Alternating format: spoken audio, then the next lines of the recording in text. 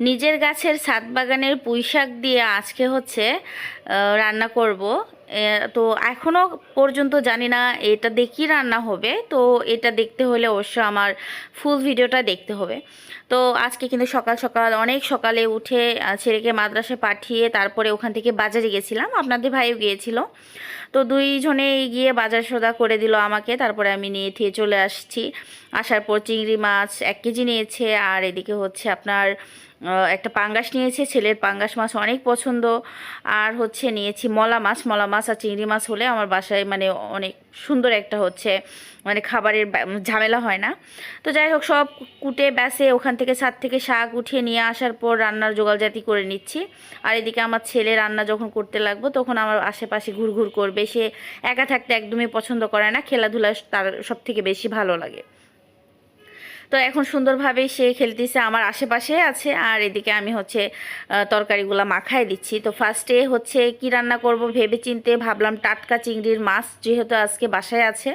তো একটা বেগুন ছিল, একটা বেগুন 4-5টা আলু দিয়েছি। আর এখানে আমার গাছে যে পুঁইশাক উঠালাম, সেই পুঁইশাক দিয়ে আজকে মজা করে একটা চচ্চড়ি রান্না করব। আসলে চচ্চড়ি খাবারটা আমার কাছে বেশ ভালোই লাগে, ঝামেলা কম এবং টেস্টও আলহামদুলিল্লাহ অনেকটাই ভালো হয়।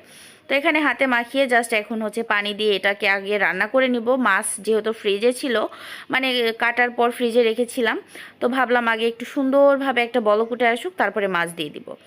আর এখন এখানে পাঙ্গাস মাছ ভুনা করব। ওই যে বললাম টাটকা মাছ নিয়ে এসেছি।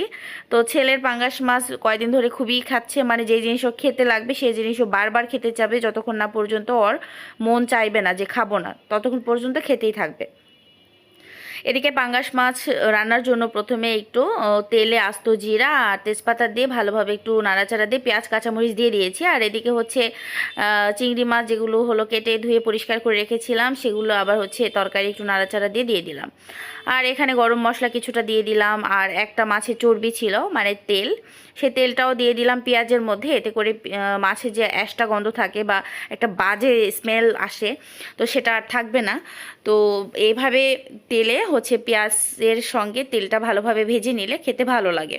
খেতে ভালো লাগে কিনা জানি না, আমি এভাবে রান্না করি, তারা যারা খায় তারা জানে। আসলে আমি পাঙ্গাস মাছটা আমি পছন্দ করি না, মানে খাই না, ছেলের জন্য মানে রান্না করতে হয়। আর কাটা ছাড়া মাছ বাচ্চারা কিন্তু পছন্দ করে।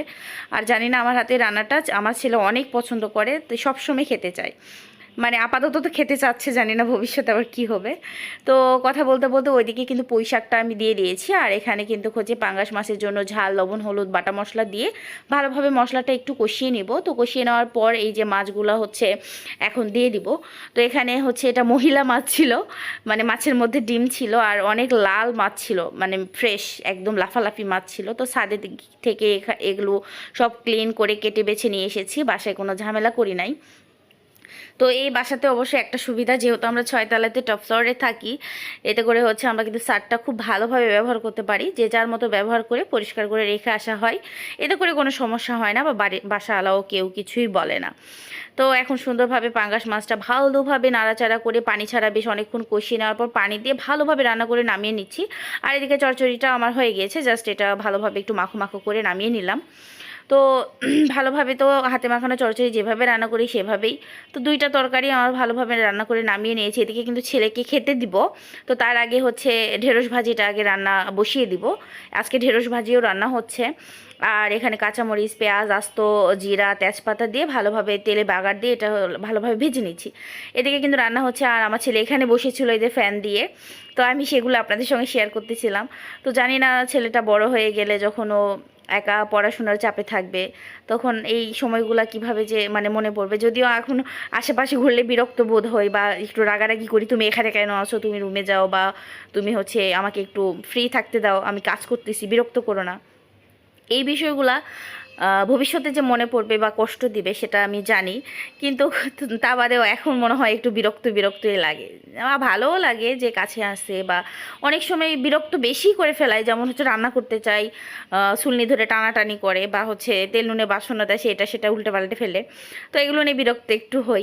আর এদিকে কিন্তু আমার ছেলে মাছে পাঙ্গাস মাছ এতটা পছন্দ, আমার ছেলে খেতে বসে গেছে, রান্না হয়েছে, জাস্ট গরম করে দিয়েছি, রুটি হালকা সেকা ছিল, তো সেই রুটিগুলো ভালোভাবে ভেজে দিয়েছি, সে খাচ্ছে।